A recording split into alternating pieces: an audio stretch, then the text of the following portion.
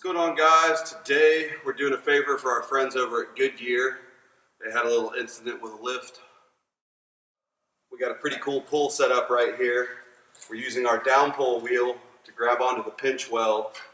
We've got our triple socket base just bolted straight to the machine, and we're actually dropping the chain through our truck saddle and using a chain fork underneath to hold it. And this is just going to be one of about 4 pulls that I'll do on this, but we're just slowly working it out. And each one of our machines comes with one of these down pull wheels, so you can make this repair yourself.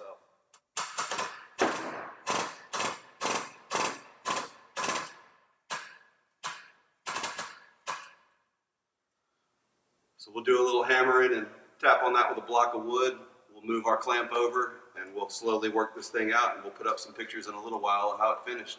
We'll see you guys next time.